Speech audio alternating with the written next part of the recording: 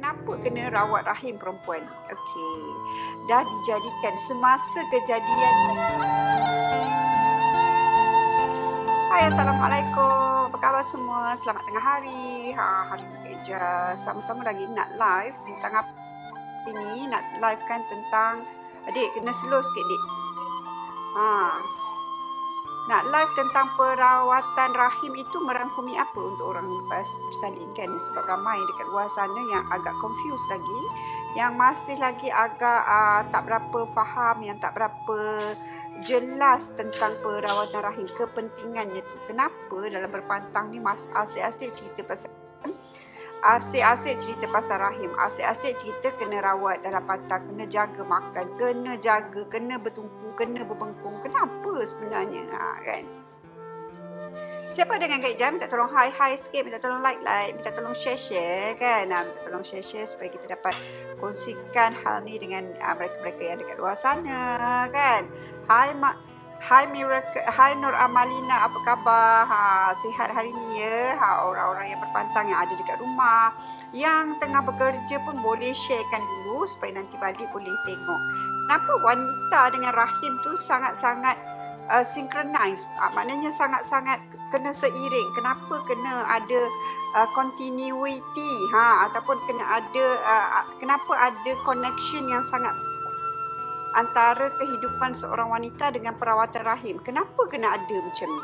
Kan? Jadi Kak Eja nak ceritakan kepada korang supaya insyaAllah kita nak setiap wanita dekat luar sana tu faham, setiap wanita dekat luar sana tu dapat input, adik-adik yang muda-muda yang jarang-jarang dengar pasal macam ni kan, sebab selalunya orang tua-tua lama yang selalu menceritakan hal-hal macam ni kan. Jadi hari ni Kak Eja nak ceritakan pula apa yang Kak Eja dengar-dengar dulu kepada korang supaya ilmu tu tak putus kat situ sajalah ceritanya.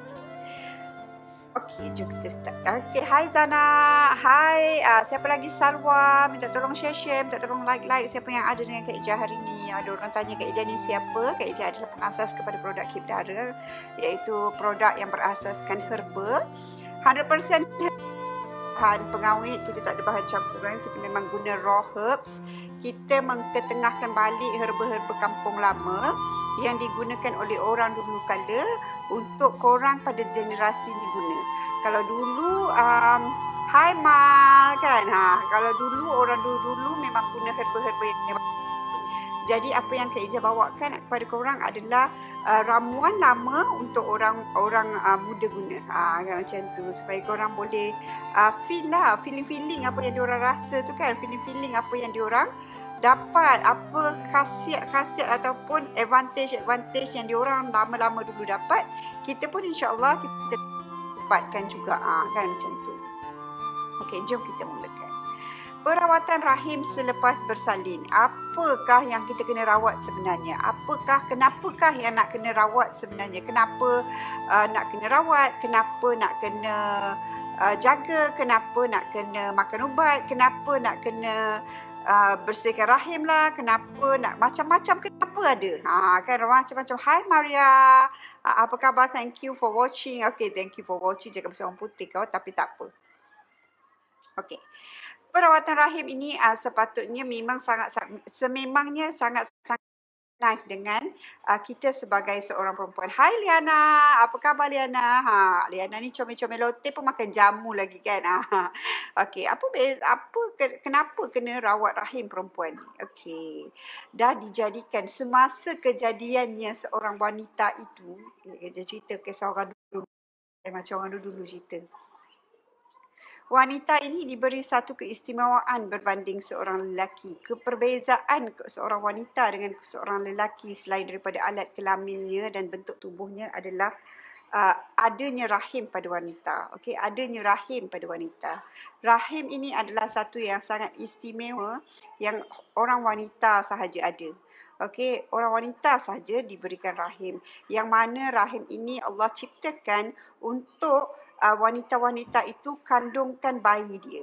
Okey, untuk lahirkan umat-umat yang seterusnya. Dekat sinilah nanti zuriat akan diletakkan, kan, maknanya nak lahirkan umat yang baru, nak lahirkan generasi yang baru, memang daripada rahim seorang wanita. Daripada rahim seorang wanita, itu specialnya seorang wanita. Specialnya Tuhan bagi kita rahim, dan kalau dah dianugerahkan dengan rahim itu, maka penjagaannya itu bagi benda-benda yang special ni juga adalah sangat-sangat istimewa. Okey, hai Syahidah, apa khabar? Penjagaan pada benda yang istimewa. Orang bagi kita, orang bagi korang, contohnya beg LV. Contohnya dapat hadiah beg LV, kau jaga tak elok-elok? Jaga kan, sebab special, limited edition. Memang kita akan jaga rapi. Sama juga ideologinya dengan orang dulu-dulu punya pemahaman. Bila wanita dianugerahkan dengan rahim yang sangat istimewa, maka penjagaannya juga adalah sangat istimewa.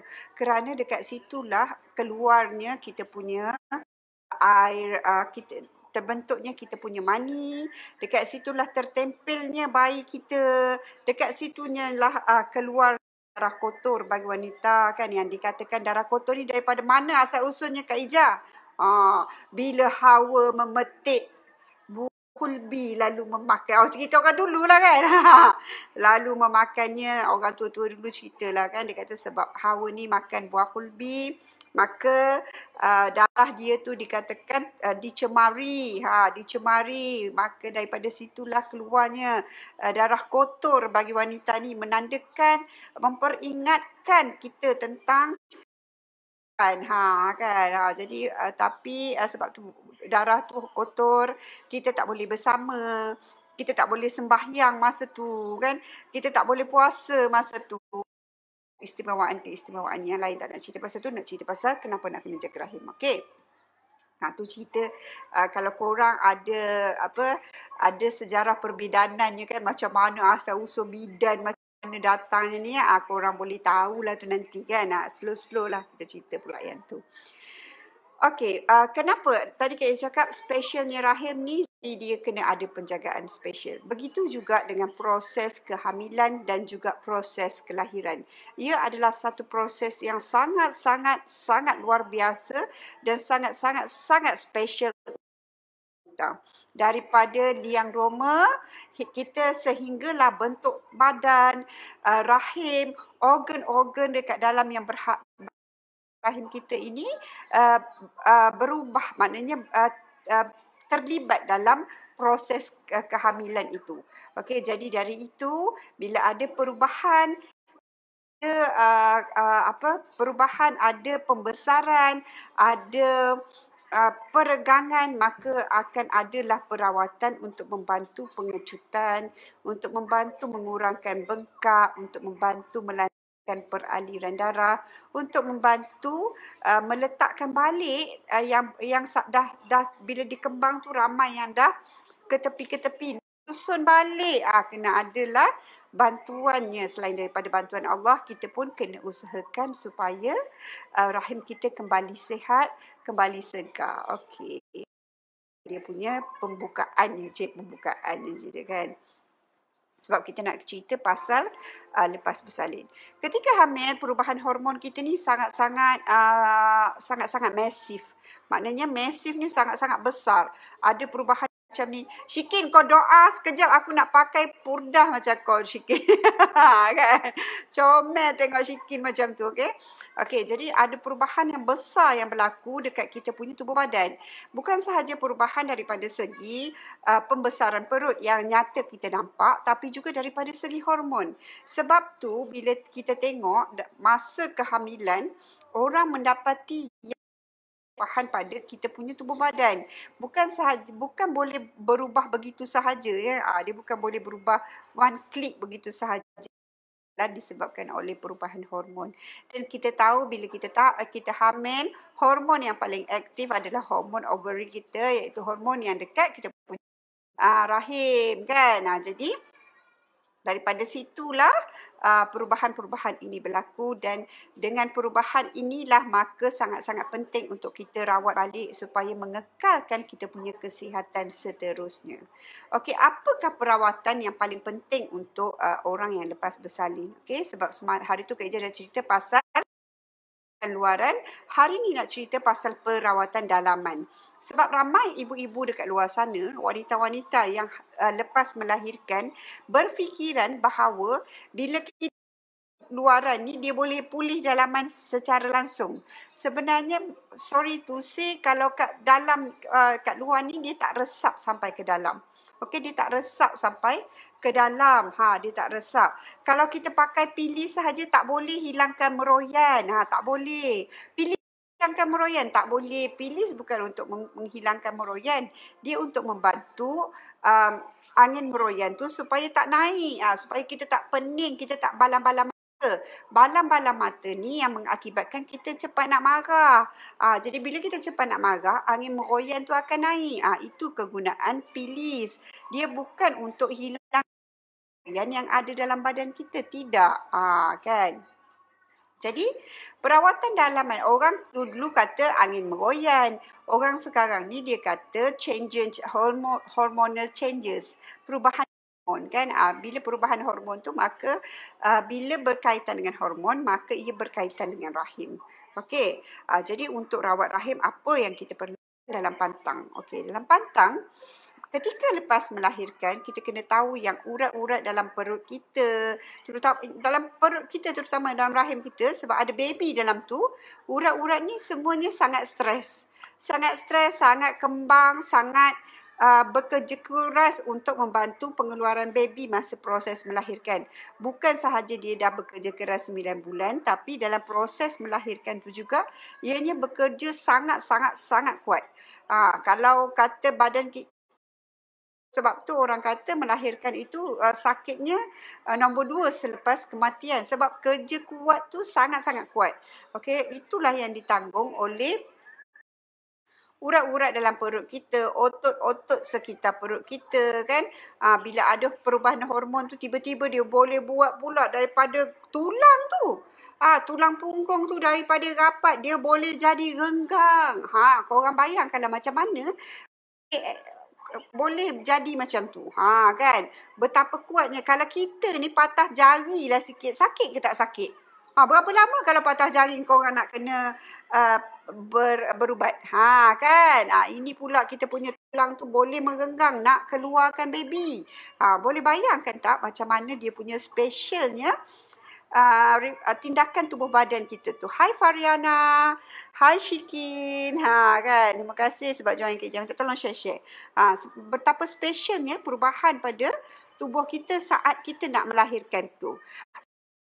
Kalau ada contohnya luka sikit pun berapa lama, luka kat jari sikit lah, berapa lama nak basuh bereh tu, rasa pedih lah. Ya Allah, luka aku dipedih kena air kan, baru basuh bereh. Itu baru rendam dengan air bereh.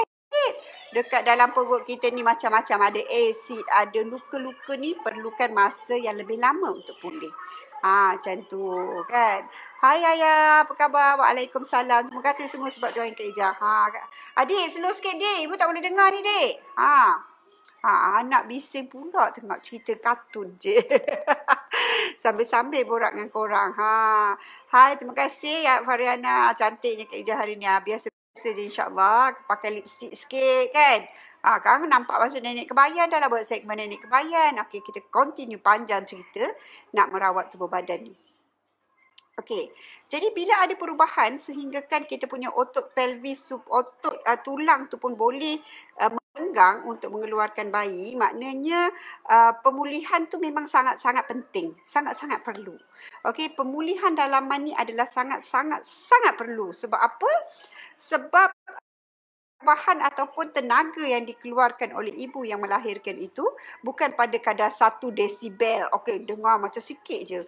Tapi dia sangat masif, sangat-sangat masif. Kita meneran tu nak mereka yang beranak baby besar kau. Baby besar berdoa. 4 kilo baby. Pensan kau nak meneran. Macam mana meneran? Kak Ija pun tak tahu. Kak Ija salute ke ada merah. salute pada mereka-mereka ni yang beranak baby bapa besar. Besar macam budak. Kalau dulu-dulu orang beranak ni baby dia kecil je. 2 kilo, 2 kilo setengah, 3 kilo. Cakap kampung tu ke? Cakap kampung dah ni. Kan 3 kilo macam tu. Sekarang ni baby sampai 4 kilo. 4 kilo kau. Macam mana benda tu? Budak maknya kecil je. Kan? Jadi lagi penting untuk dijaga. Bukan hanya untuk jaga keadaan Miss V. Bukan. Berpantang ramai orang salah faham. Dia kata nak berpantang asyik-asyik fikir nak jaga Miss V. Asyik-asyik fikir pasal seks. Asyik-asyik fikir pasal nak rapat. Korang salah faham, dik. Kita orang tak kisah pun kau tak rapat. Kita kisah kalau kau tu sakit, rahim kau tu terkeluar tersembur kat bawah. Tu yang kita orang kisah. Kan? Tak rapat ke apa ke tu bukan urusannya. Urusannya tu kita punya badan. Kita punya badan tu nak bagi sihat balik. Nak bagi hormon kita tu balance. Kita kisah kalau kau hempuk-hempuk anak, engkau baling anak kat dinding. Itu kita orang kisah. Kita orang kisah kalau kan kita tak nak korang disebabkan oleh tak rawat dalaman. Korang ramai Kak Ija jumpa. Bukan Kak Ija nak cakap sorry to say pada mereka-mereka yang ada masalah dan bercerita pada Kak Ija. Kak Ija suka kalau korang cerita, minta khidmat nasihat. Dan Kak Ija berkongsi kat sini supaya adik-adik kat luar sana dapat ramai orang yang bermasalah macam ni. Bila dia ada masalah dalaman, ianya akan menjejaskan diorang punya keyakinan diri pertama sekali.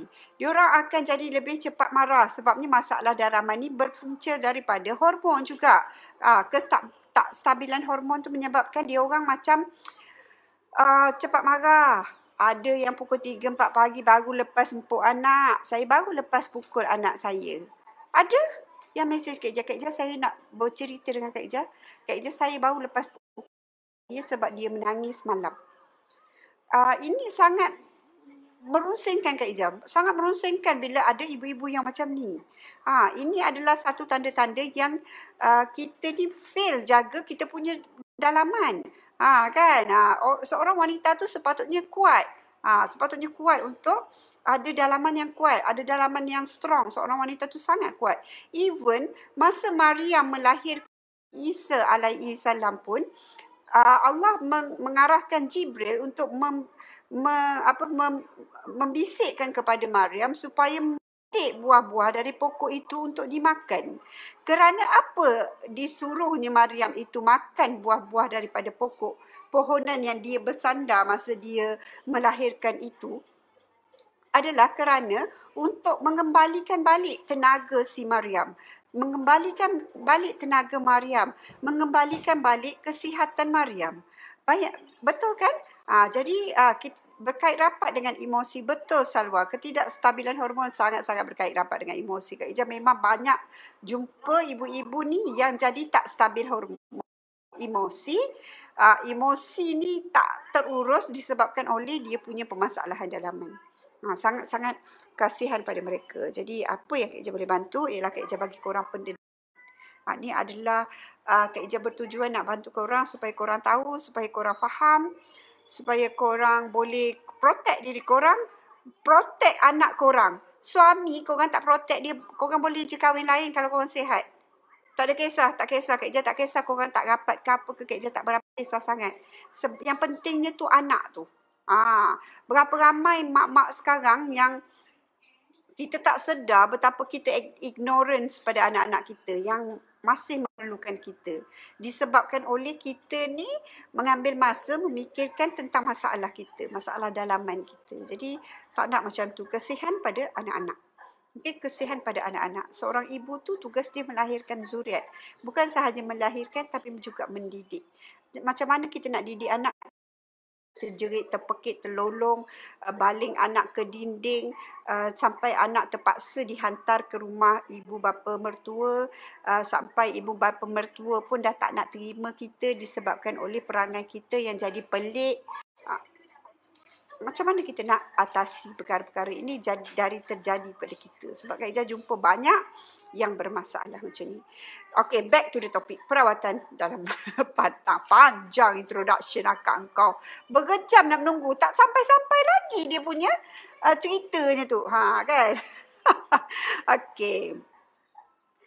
Bila kita selepas melahirkan, macam Kak Yaya cakap, kita punya perubahan hormon, kita punya luka-luka banyak dalam badan, urat-urat banyak yang terjejas disebabkan oleh pengeluaran rahim, pengeluaran baby dan plasenta. Jangan kata dia macam pokok. Kan nak bertempel di satu-satu tempat, dia akan ada akarnya. Okey, nak bertempel, dia bukan boleh teguh macam tempel saja, tepek mesti pakai simen. Tidak, dia ada akarnya. Jadi bila putus, bila keluar tu, maka bila nak keluar baby tu, maka urat-urat dekat sekitar yang memegang kandungan kita tu, yang memegang plasenta kita, menempelkan plasenta kita tu. Kalau korang tengok plasenta punya rupa tu macam mana kan, uri tu punya rupa, macam tu lah dia boleh menempel dekat kita punya dinding rahim tu kan. Jadi bila berlakunya pengeluaran pada plasenta, uri dan baby ni, maka berlakulah perubahan yang besar dalam rahim kita dan juga pada badan kita. Hari tu dah mengandung 9 bulan, dah perubahan yang besar. Kan? Perubahan yang sangat-sangat besar. Daripada 45 kilo kau jadi 70 kilo, perubahan yang besar. Kan? Lepas tu perubahan yang besar lagi, daripada 70 kilo tu jadilah 60 kilo. 70, daripada 70 kilo tu jadilah 68 kilo. Sekilo je kurang. Kau bayangkanlah. Kan, cantik baju. Terima kasih Mastura. Hai Zia. Waalaikumsalam. Seronok dengar korang ada. Okey, jadi hari pertama hingga ke-7 perawatannya haruslah bermula daripada hari pertama. Hari pertama hingga ke-7, Kak Ijaz sangat-sangat sarankan untuk korang yang bersalin, walaupun korang bersalin normal ke, bersalin caesar ke, keguguran pun sangat-sangat penting untuk korang betulkan balik korang punya urat-urat yang bengkak dulu. Sebab apa? Selagi urat bengkak, dia tak boleh nak jalan ubat. Okey, tak boleh nak jalan ubat. Kalau korang ada gout kan, darah tak jalan. Doktor bagi apa? Doktor bagi ubat susuk bengkak. Kalau ada terseliuh, darah tak jalan, doktor bagi ubat susuk bengkak. Kerana apa? Bila bengkak tu pula ada peredaran darah yang baik. Jadi sangat-sangat penting untuk kita rawat luka dan susutkan bengkak dahulu. Okey, minum ubat sepang kederang pada hari pertama hingga ke-7 untuk ibu yang berpantang normal, caesar, keguguran juga. Ini adalah untuk membantu, pertama sekali akan membantu korang daripada segi merawat luka. Kedua, dia akan bantu korang daripada segi menambah susu badan. Kan? Kenapa? Dia ada 2 kayu tau. Jangan salah, dia ada 2 kayu. Dia bukan sepang sahaja. Ada orang, dia hanya minum sepang. Dia ada 2 jenis kayu, iaitu sepang dan kederang. Ada 2 jenis kayu. Okey, dia ada 2 jenis pokok yang kita guna. Bukan daripada satu pokok. Kena tahu perbezaan dia. Korang akan nampak perbezaan kayu tu. Hai Nurul Husna, apa khabar? Minta tolong share-share, okey? Jadi hari pertama hingga ke-7 tu kita minum sepang kederang, pertama untuk memulihkan luka dalaman sebab banyak luka-luka. Saya tak ada luka. Saya tak berjahit dekat bawah. Ya, bawah tu tak luka. Saya tak kisah pasal bawah tu luka ke tak luka sebab itu luka nampak. Saya kisah pasal luka dalaman tu. Kita kisah pasal luka dalaman sebab kita tak nak nanti korang berbau hanyir. Kita tak nak nanti korang berpeluh bau busuk. Kak Ijaz, saya punya peluh bau taman. Kan, orang bau taman bunga, korang bau taman lain. Kan. Jadi kita tak nak macam tu. Jadi kita nak rawat dulu luka dalaman supaya badan kita tak hamis. Tak bau busuk, tak bau darah. Nanti suami, kawan duduk sebelah, kawan duduk 2 meter pun dah tahu dah tu perfume jadi. Pakai perfume Chanel dah pun bau lagi. Tak nak kan. Ni cerita orang dulu, orang tua lah. Masih kat hospital start hari ke-4. Boleh ya. Kak Ijaz sangat-sangat sarankan kalau korang boleh bawa termos air panas dan masukkan sahaja akar sepang kederang tu ke dalam termos. Sebabnya akar sepang kederang ni dia sangat-sangat bereaksi panas. Dia senang nak keluar dia punya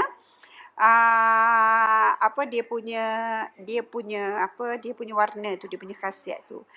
Ni salah time bila minum. Dah habis darah nifas, rahim dah kecut. Dah nak repair dah. Dah kecut dah tak boleh nak repair. Kalau buah tu dah busuk. Dah tak boleh nak repair. Jadi macam tu kena timing. Timing pengambilan herba tu kena betul. Ada orang kata saya jaga dalam pantang. Saya ada masalah wanita. Saya ada keputihan banyak. Saya sakit pinggang. Saya pijak lantai tak bisa-bisa. Tak boleh nak bangun pagi. Macam-macam masalah ni. Tapi saya jaga kat dalam pantang. Saya jaga makan. Saya jaga saya bertungku. Saya berbengkung time. Saya makan ubat kan. Saya makan ubat. Tapi timing ubat tak kena dengan waktu yang bersesuaian. Kita kena tahu yang waktu ni rahimnya macam mana, waktu ni badannya macam mana, waktu ni kena ubat apa. Kan, waktu ni kena ubat apa. Jadi kita kena ini perubahan badan kita supaya herba tu lebih efektif. Contohnya kita macam Kak Ija cakap lah, kita cabut pokok nak tanam semua kan.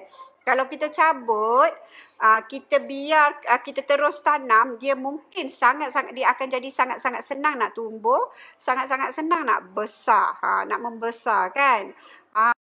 Ada orang dia cabut, dia simpan 30 hari pokok yang dia cabut tu. Sebab dia nak berubat ni, saya dah sediakan tanah gambut grade A, majun pula. Baja, tahi ayam 15 kilo nak tanam pokok ni. Dah sedia dah. Tapi saya tunggu 30 hari, hari yang ke-30 baru saya nak tanam. Pokok tu dah kering layu. Tanam pun tak guna. Kau taruh baja 15 kilo. Dah tak boleh. Dia macam itulah perumpamaannya. Okey? Jadi kena faham. Okey, Rashidah. Pergi rebus sepang kederang sekarang. Sepatutnya hari ke-13 dah boleh minum obat periuk. Sebab apa? Ini adalah time bila rahim kita dah start kecut. Rahim kita dah pulih luka. Rahim kita dah, peraliran darah kita dah bagus. Kita nak tambah herba lagi supaya pemulihan seluruh tubuh tu dapat berlaku dengan baik. Kan? Korang kena tahu bila dan di mana korang kena ambil herba. Kak Ija bukan cerita pasal jamu ya. Kak Ija cerita pasal herba. I am sorry. I am not a jamu seller. Saya bukan toke jamu. Saya toke herba. Jamu ni adalah berbeza. Kan? Kadang-kadang orang tak faham. Tak berapa faham kan? Orang tak berapa faham apa itu herba, apa itu jamu. Salah faham. Kak Ija bukan jual jamu. Kak Ija jual herba. Herba ni yang korang boleh nampak rupa paras dia tu. Kan? Okey. Jadi, bila 7 hari, luka-luka kita, kalau kita luka kat tangan pun, kan, 3 hari dia dah kering. Kalau kat tangan lah, sebab dia tak selalu basah. Kat dalam perut kita ni basah, kan. Kita bagi tempoh 7 hari untuk pemulihan luka. Perlu pemulihan bengkak badan, kan dia akan, rahim ni bengkak tau. Bahagian-bahagian tu semua bengkak. Make sure luka tu baik dulu baru kita boleh susutkan bengkak supaya kita tak terlampau memberi tekanan kepada badan kita. Kenapa tak boleh bagi tekanan pada badan kita, Kak Ija? Korang akan cepat rasa sakit. Kita dalam perawatan berpantang ni sangat, orang dulu-dulu dah tetapkan prosesnya 44 hari tu sangat lembah lembut dan sangat manja. Sebab tu ada doktor yang kata rawatan berpantang ni adalah untuk orang-orang yang kaya. Kan? Orang-orang kaya dia tak pergi rawatan berpantang dia. Orang-orang kaya dia pergi buat pelvis floor repair dekat hospital swasta yang berharga 3 hingga 8,000 ringgit kan, supaya kita ada pelvis floor yang kuat. Kaya punya rawatan. Orang-orang rawat untuk berpantang ni adalah orang-orang yang biasa. Kita ni orang biasa kan. Yang nak badan tu sihat berpanjangan, berbelanja lebih di masa akan datang, terpaksa berbelanja lebih di masa akan datang untuk pulihkan badan kita. Kan? Senang cakap, sedap ke Ija kau cakap ni. Okey, jadi bila dah 7 hari kita minum sepang kederang, sepang kederang. Kita boleh startlah dengan perawatan rahim pula untuk hari yang ke-8. Kerana apa kita nak start obat periuk di hari yang ke-8, Kak Ija? Untuk pengetahuan korang, obat periuk ni Kak Ija taruhkan lebih, paling minimum ada 30 herba di dalam dia. Paling minimum. Kalau Kak Ija boleh dapat herba yang lebih bagus, yang lebih banyak, yang Kak Ija rasa macam, ni kalau dulu, obat periuk ni dia ada 100 herba. Itu dulu-dulu punya cerita masa nenek. Hutan besar, senang nak pergi kutip. Kan? Sekarang ni kalau akak kau masuk hutan, pergi kutip, 15 hari selesai hutan, keluar berita. Cik. tak. Tak. Okey. Keluar berita pula hilang sesat di hutan. Okey, jadi hari ke-8 kita akan dengan ubat periuk. Ubat periuk ni Kak Ija taruh lebih daripada 30 jenis herba, yang mana setiap herba tu mempunyai khasiat ataupun dia punya kegunaan yang tersendiri. Kenapa Kak Ija tak buat kapsul Kak Ija herba ni kan? Kenapa lah Kak Ija tak masuk? Please Kak Ija masuk ke dalam kapsul. Sebenarnya bukan Kak Ija tak nak masukkan dalam kapsul. Sebenarnya ada di antara herba-herba ni, herba-herba periuk ni, kita nak dia punya khasiat air rebusan saja. Kalau Kak Ija buat kapsul, korang kena makan dia punya hablur. Hablur ni tak bagus untuk korang. Okay, ada kita nak dia punya macam manjakani kan. Korang jangan minum air manjakani. Kita nak khasiat daripada kulit dia. Dia ada herba ni dia berbeza. Ada herba yang kita nak daripada kulit. Sebab tu kita kena blend semua satu biji supaya korang dapat khasiat daripada kulit dia. Ada herba yang kita nak dia punya khasiat daripada air rebusan air je. Kita tak boleh makan hampas. Tak nak, dia tak mahu bagi korang makan hampas-hampas tu. Tu bukan bagus untuk korang. Sebab tu orang kata minum herba, minum jamu. Korang minum jamu, buah pinggang korang out. Sebab apa? Sebab korang salah pemilihan dan ambil yang salah penyediaannya. Okey, bila salah penyediaannya maka akan jadi macam ni lah. Dia sepatutnya tak boleh dimakan. Dia bukan untuk dimakan. Kita nak dia punya ekstrak air sahaja. Hampas-hampas tu tak nak bagi korang makan. Itu tak bagus. Korang tak boleh hadam nanti. Itu yang jadi batu karang. Yang jadi batu karang lah, yang jadi buah pinggang lah. Kata jamu. Bukan pasal jamu masalahnya. Pasal korang salah pilih jamu. Kan? Salah pilih ni. Kan? Alright, sambung balik. Jadi hari ke-8 hingga hari ke-44 tu minumlah ubat periuk. Ubat periuk ni akan bantu bersihkan balik rahim korang yang ada tempelan-tempelan dekat rahim yang lebih-lebih tu. Sebab hari ke-7 selalunya darah tu dah mula berkurangan. Jadi kita nak start keluarkan yang berlekat besar-besar ni, berkuping-kuping dekat dinding ni. Jadi nak keluarkan darah-darah bantal daripada kuping-kuping di dinding rahim ni supaya clear, cantik, berseri, lembut, tak ada jerawat. Kan? Jangan muka je nak bersih kan. Jadi kat rahim pun kita nak bersihkan. Jadi daripada hari ke-8 hingga hari ke-44 minumlah ubat periuk. Dia rawat semua urat-urat badan kita. Dia bukan sahaja boleh rawat rahim. Khasiat ubat periuk ni dia boleh membantu menstabilkan hormon. Banyak khasiat sebenarnya sebab dia ada banyak, tapi Kak Ija tak naklah cerita terlampau banyak. Siapa yang dapat bonus tu bonus lah kan. Kak Ija cerita sikit-sikit je. Nanti orang kata, Kak Ija ni cerita macam satu obat ni boleh rawat semua benda. Tak kan. Tak, dia atas badan, atas tindak balas badan kita. Ada orang kulit dia jadi cantik. Ada orang makan badan dia jadi tone, payudara dia jadi pejal, bontot dia jadi bulat. Macam-macam lah kan. Dia orang bagi tahulah feedbacknya kan. Makan untuk kita betulkan balik kita punya badan ubat periuk ni. Sebab Kak Ija taruh 36 jenis herba ni untuk bantu korang betulkan balik badan korang. Jadi 2 ni adalah untuk perawatan rahim. Perawatan rahim dan hormon. Bukan perawatan lantai pelvis. Bukan. Jadi besok kita cerita pula pasal perawatan lantai pelvis sebabnya ianya juga sangat penting. Pelvis ni adalah pemegang kepada rahim. Dah betulkan rahim dah kecut, dah comel. Kalau tak betulkan rahim macam mana Kak Ija? Apa yang akan terjadi pada kita kalau kita tak betulkan rahim? Orang ramai nak rawat dalam pantang ni nak rapat je tapi kita salah faham. Kalau rapat tapi busuk tak guna dik. Kalau rapat tapi suami tak nak rapat dengan kita, bila suami tak nak rapat dengan kita pun tak ada guna juga. Perawatan rahim ni adalah untuk mengelakkan kita dapat keputihan selepas bersalin, dah habis pantang, untuk elakkan kita bentan, untuk elakkan kita meroyan. Ini adalah sangat-sangat penting perawatan rahim ni sebab ianya akan sangat-sangat jaga kita punya hormon dan kita punya feeling. Sangat-sangat penting penjagaan rahim ni, penjagaan badan ni sangat-sangat penting kan. Untuk elakkan bentan, untuk elakkan meroyan, untuk kuatkan rahim supaya tak tumpah darah, untuk elakkan korang rahim selalu kembang. Rahim kembang. Ni adalah orang-orang yang tak sempat nak rawat rahim dengan betul. Untuk bantu korang dapat complexion kulit, naikkan seri. Rahim ni kena penting untuk naikkan seri. Siapa yang jaga rahim, memang seri dia naik luar biasa lepas habis pantang. Menyerlah. Orang dekat office saya Kak, dia orang terkejut. Kalau dulu dia orang selalu ejek saya. Ada juga yang bagi feedback gitu. Dulu dia orang selalu ejek saya. Saya masuk lepas semua terkejut, menganga bawah saya Kak, tengok saya. Terkejut, perubahannya ketara betul. Kulit saya jadi cantik. Seri sebenarnya. Seri kan. Bukan kata hebat sangat ubat Kak Ija ni. Tidak. Ni atas asbabnya sahaja kan. Sebab kita rawat rahim kita dengan betul. Dengan betul, di waktu yang betul.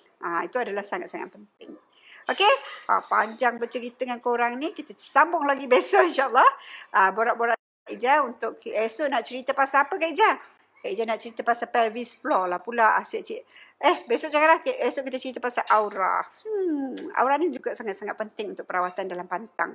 Kena tahu yang dalam pantang ni banyak benda yang kita kena jaga. Kan? Jadi Kak Ija akan ceritakan semua aspek yang penting supaya korang dapat sedikit input. Okey? Jadi sekian dulu daripada Kak Ija. Kita jumpa lagi besok insyaAllah. Borak-borak dengan Kak Ija. Kak Ija jual herba. Orang tak cakap makan jamu. Minum herba. Kan? Kena tahu tu. Herba ada yang boleh makan. Ada yang boleh minum je. Kena tahu tu. Jangan semua kau main telan je. Dia ada portion. Tak boleh main terus ambil 50 biji manjakan ni rebus minum, tak boleh. Dia ada bilangan dia yang bersesuaian dengan badan kita. Sebab tu Kak Ija selalu tanya berat badan hampa berapa. Kalau hampa berat badan lebih, Kak Ija suruh minum lebih. Kalau hampa berat badan kurang, Kak Ija suruh minum kurang. Dia macam prescription obat doktor juga. Kan? Okey nah. Kita jumpa lagi esok. Bye-bye.